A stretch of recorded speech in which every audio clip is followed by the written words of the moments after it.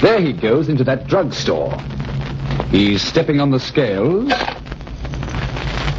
Weight 239 pounds. Fortune, danger. Who is it? The Fat Man.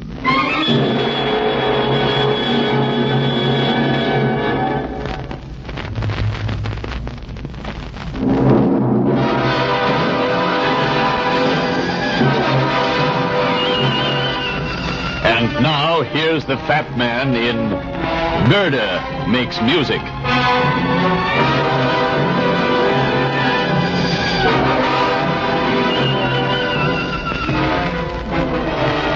I put the telephone slowly back in its cradle and doubted what I'd heard. J. Sherman.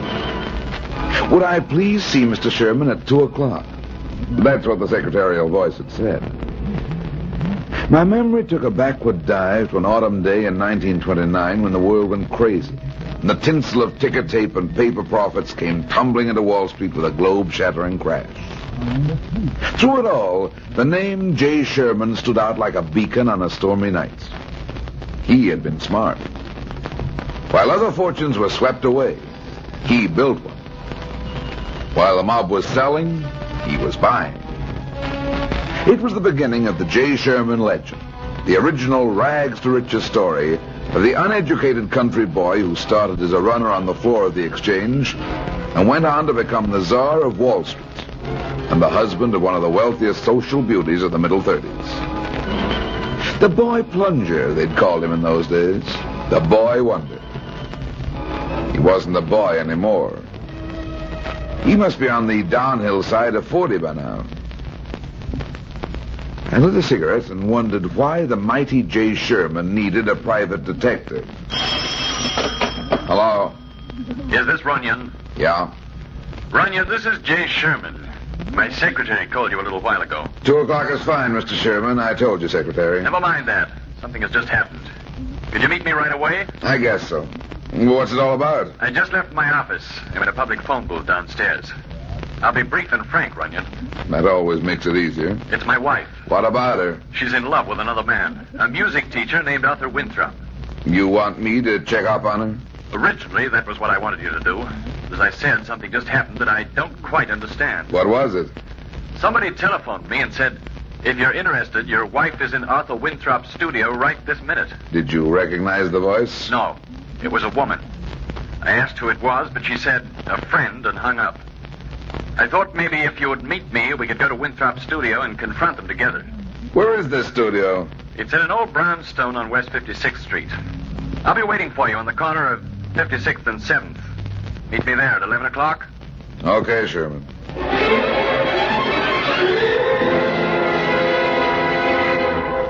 That's the house, Runyon. His studio's on the second floor in the back. I hope my wife is still there. Would you rather I went in alone? No, I want to be there, too. I've got to see this for myself. Okay. She's upstairs, all right, Runyon. How do you know? That piece of music. Do you hear it? Sure. It's the Moonlight Sonata. That's her favorite. Winthrop taught it to her. It almost seems to hold a spell over her. Really? I hate that music, Runyon. I hate it so much that when I hear it, I almost go crazy. Runyon, that was a shot. And it came from that studio. Come, quick. Ah, it's locked. Give me a hand here. Natalie! She's not here. Is this the music teacher? Yeah, that's Winthrop. The music stopped suddenly when we heard that shot. There's no gun in this room. Yeah, but what happened? That open window back there. Take a look. Well, there's a fire escape here that leads to an alley. There's nobody there. Whoever it was had plenty of time while we were breaking the door down. I'd better call a doctor. There's no need for a doctor now, Sherman. This guy Winthrop is dead.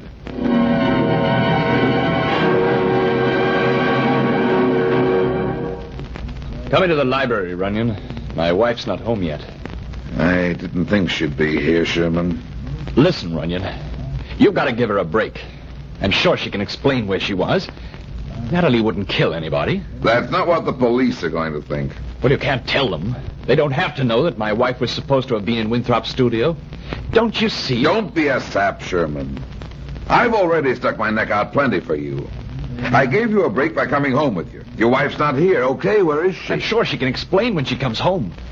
You've got to help me, Runyon. I hired you. You're working for me. I was working for you. You hired me to check on your wife, not to cover for her on a murder rap. Yeah, but she couldn't have. I know she didn't kill him. Maybe not. But it looks bad for her. Well, the police don't have to know. What kind of a sucker do you take me for? How long do you think they'll be satisfied with the story I gave them on the phone? I told them I discovered a murder, that's all. Don't you think they're going to want to know what I was doing there? Yeah, but can't you make up some story? Nothing doing. Listen, Runyon. I'm a rich man. I'll pay you whatever you ask. I don't play that way, Sherman. Now sit down there and listen to me. I haven't got much time. As soon as the cops locate me, I'll have to talk, and I'm going to tell them the truth. Maybe your wife is innocent. I don't know. After I talk to the police, if you want to hire me to try and clear her, I'll do the best I can. Yeah. Yeah, I suppose you're right. Lying wouldn't help. But, Runyon, I know Natalie didn't. She couldn't. I do want to hire you. It's the same music we heard before. Yeah, it's Natalie. She must have just come home. She's in the living room. Come on, I want to talk to her.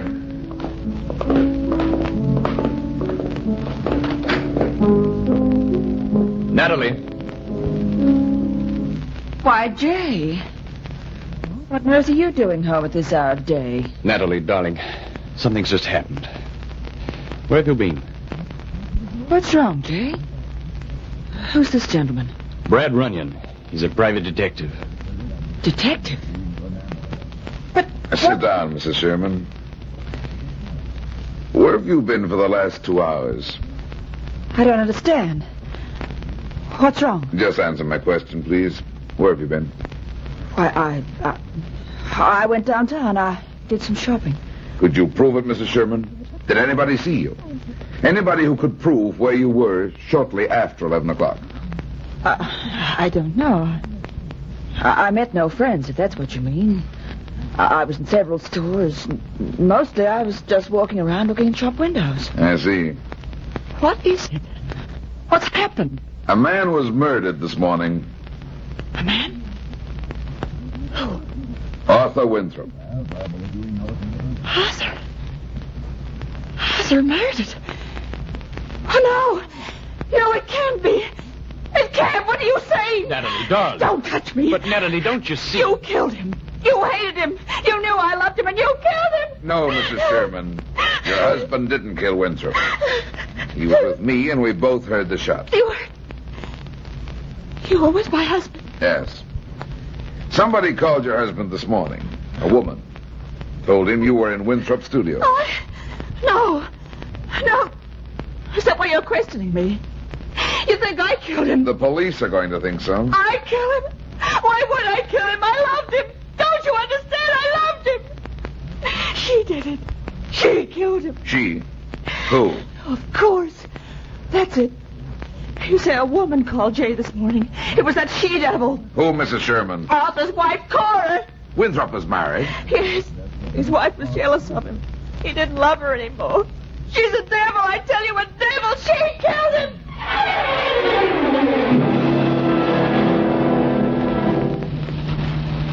I don't like it, Brad. Why didn't you give me the whole story when you first reported the murder?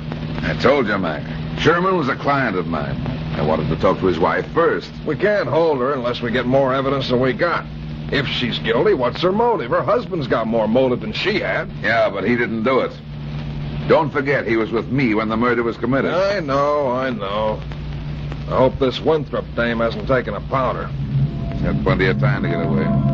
Soon find out. Pull it, Mac. I think this is where she lives. Yeah.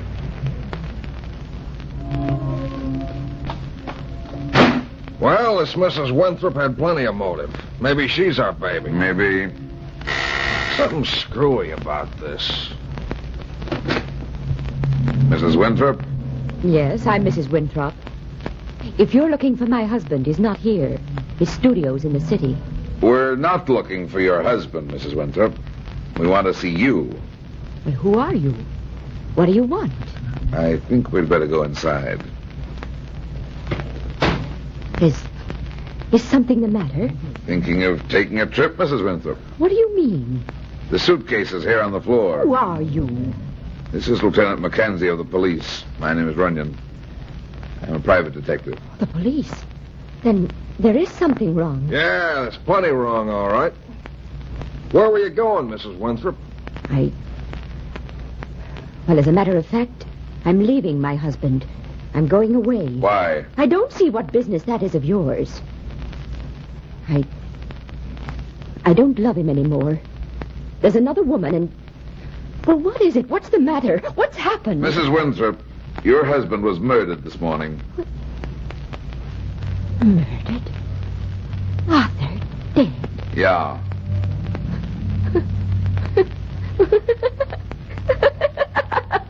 So he's dead.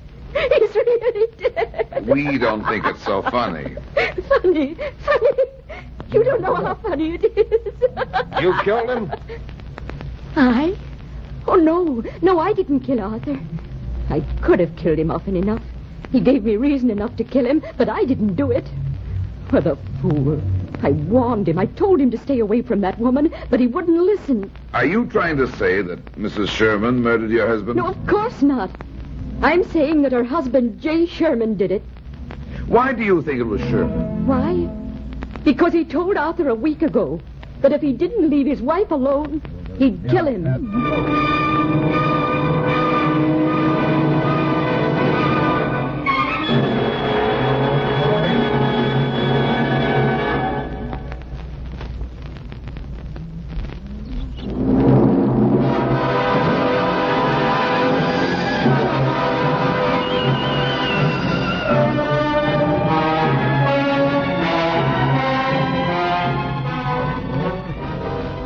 Didn't make sense, any of it. I sat at my desk smoking a cigarette and thinking. It was just past 9 p.m. A murder. 3 people with motives. But did they all have motives? What about Mrs. Sherman? If she loved the music teacher, why would she kill him? Unless there was something else, something that I didn't know. The music teacher's wife had a swell motive, but she didn't appear to love her dead husband. Why kill a man you don't want anymore? Sherman really had the best motive of all. He loved his wife. I was tired of thinking in circles. I ground out the cigarettes, got my hat, and went down to the street. Mac had left a cop on duty at Winthrop's studio all day, but he was probably gone now. I found a cab on the corner and gave him the music teacher's address.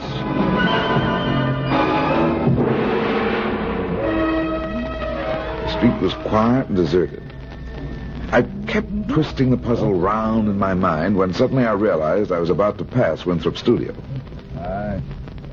I climbed the steps and tried the front door. It was unlocked. The hall was dark, and I stood for several seconds waiting for my eyes to get accustomed to the blackness. The dim outline of the stairs slowly came into view. I started up. Winthrop's studio was at the back of the house, straight down a narrow hall on the second floor. I groped my way down the hall and found the door I wanted. It was locked. I opened it with a passkey.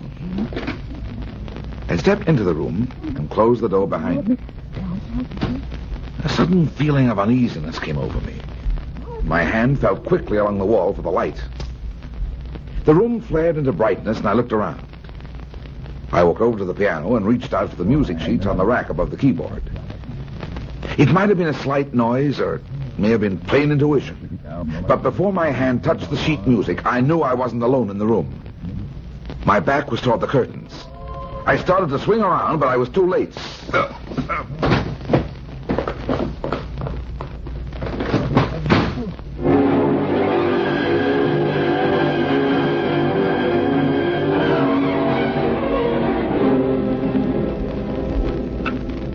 Hello, Brad. Hello, Mac. Yeah, I tried to get in touch with you a little while ago. I just got home. I'm sitting here with an ice pack on my head. An ice pack? Hangover, huh?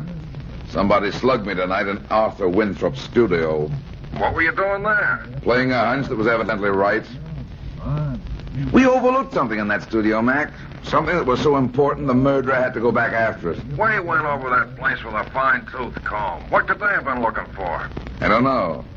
But whatever it was, they've probably got it now. Why were you trying to get in touch with me? We had to let the Winthrop woman go. I thought you'd want to know. Who could have slugged you, Brad? I don't know. But I can tell you one thing. It wasn't a woman. Nobody but a man could have hit that hard. Sherman? Could be. But why? He's not the murderer. We know that. Why would he go there? Maybe he was covering for his wife. She might have left something in the studio if she killed Winthrop. Oh, yeah. There's always the possibility that it was a fourth person, too. Somebody that we don't know anything about. I should have left the cop on duty there, but I was sure we'd been over everything. No use worrying about that now. I'll see you in the morning, Mac. Okay. Ooh, my head. When I find the guy who gave me this, I am going to... Hello. Mr. Runyon? Yeah? This is Natalie Sherman. I must see you immediately. Where are you? At home. Please hurry. Oh, what's wrong? It's important. Please hurry. What is it? I've discovered something about... Mrs. Sherman. Mrs. Sherman.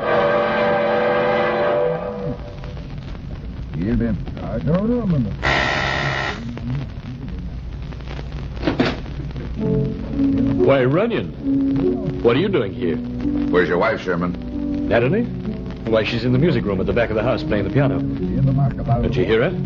That's the same piece we heard this morning. Yeah, I can't stop her, Runyon. She's been like an insane person ever since they let us come home. She won't talk to me. All she does is sit there and play that piece. It's driving me crazy.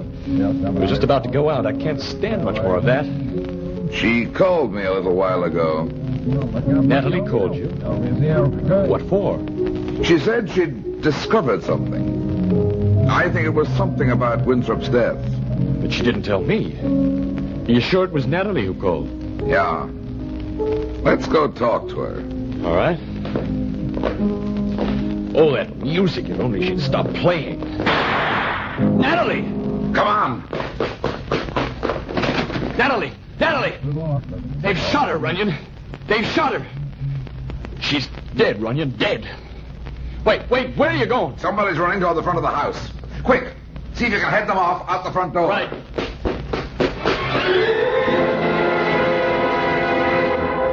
Let me go! Let me go! I didn't shoot. Hurry, Runyon, hurry! I've got her. She's got a gun. Hold her. Please, let me go. I didn't shoot. I didn't. Give me that gun. It's Winthrop's wife. Yeah. Nice work, Sherman. She'd have gotten away, probably, if you hadn't headed her off. Well, I guess we've got our murderer. Listen to me. I didn't kill her. I didn't shoot her. Save it, sweetheart. But I tell you, I didn't. I was going to kill her, yes. I hated her. She ruined my home. She stole my husband and then killed him. I came here tonight to kill her, but somebody else beat me to it. What are you talking about? We heard the shot. No, I know. That's why you've got to listen to me. I took that gun, the one you have there. It belonged to Arthur, and came out here tonight. I was standing in the garden, trying to decide what to do, when I heard Mrs. Sherman playing the piano. She was playing that piece, the one Arthur had taught her. Yeah, I know. Well, it did something to me. I couldn't stand it. This gun was in my hand, and I came over to the window. There wasn't much light in the room. She was bending over the keyboard, playing. I raised the pistol to fire at her when... When what? When somebody else. I don't know where they were. Somebody else fired. I was so startled that for a second I couldn't move. Well, then I heard you coming, so I turned and ran. No, wait a minute. There, you see? It's true. She's telling the truth, Sherman. This gun is fully loaded and it hasn't been fired.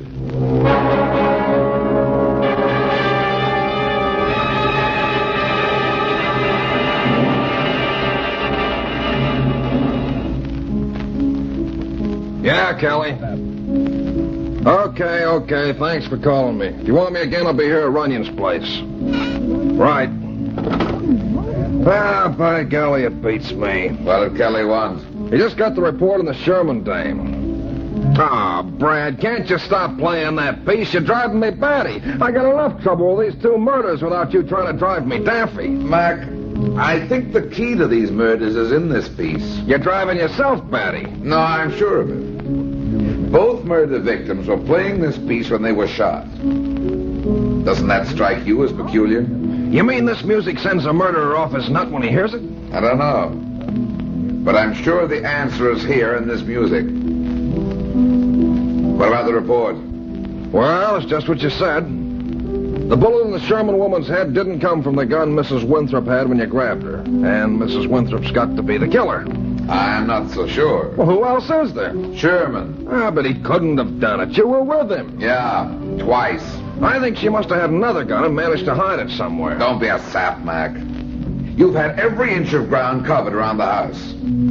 There isn't any other gun. Well, maybe she managed to hide it somewhere in the room before you got there. In that case, she only had about 10 seconds. Well, if it is in that room, we'll find it. Nobody's getting in there until this is all cleared up. I got a man on duty in that room, and he's going to stay there. Oh, it's gotta be the Winthrop woman, Brad. It's just impossible any other way. No, Mac. Nothing that actually happens is impossible. But lots of times it looks that way. Come on, let's take a ride. Where to? Back to Sherman's house.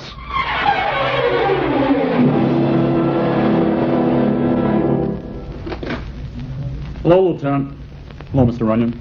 How are you, Murdoch? Anything happen around here, Murdoch? No, Lieutenant, not a thing. Not a soul been here except me. Where's Sherman, Murdoch? I think he's upstairs in his room. Boy, is that guy a bother. What do you mean? Oh, nothing much. He won't let me alone. Keeps hanging around outside in the hall. If he's tried to come in here once, he must have tried 20 times since last night. Did he say why? Once he wanted a book.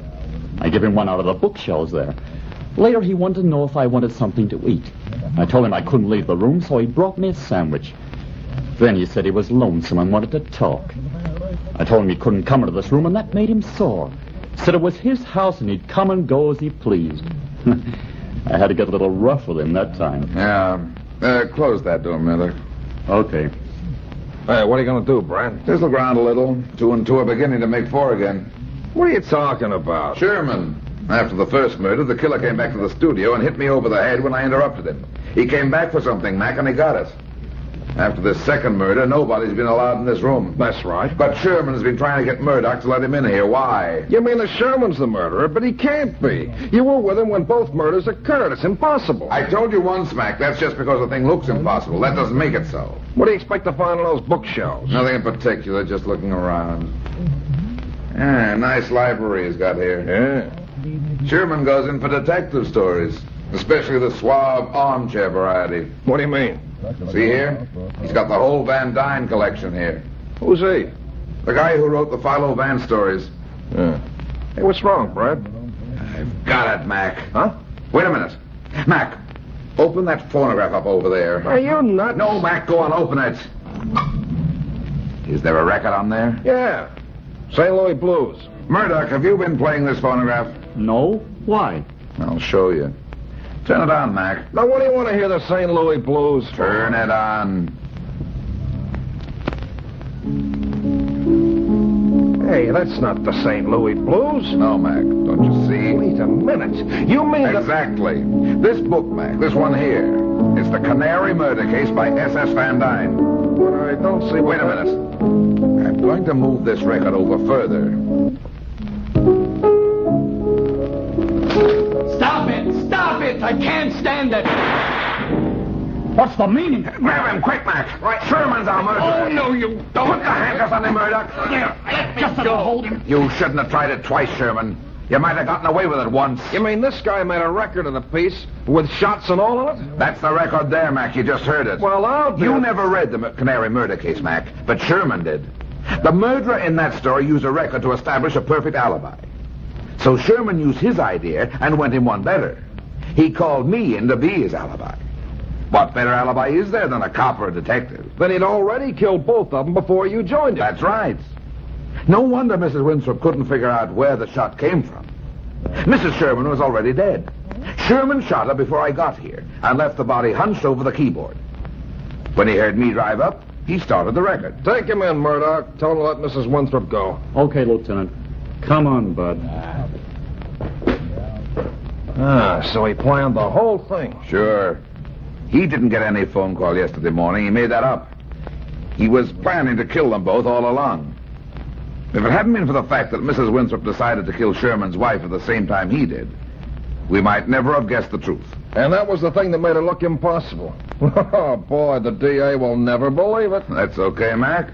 If he's skeptical, just lean over and whisper to him that the whole business is strictly off the record.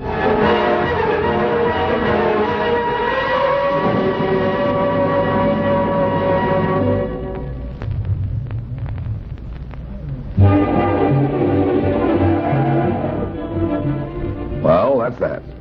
It seems I spend my life in getting into trouble and getting out of it. But at the same time, I generally manage to get some other people in and out of trouble, too. Be seeing you again. So long.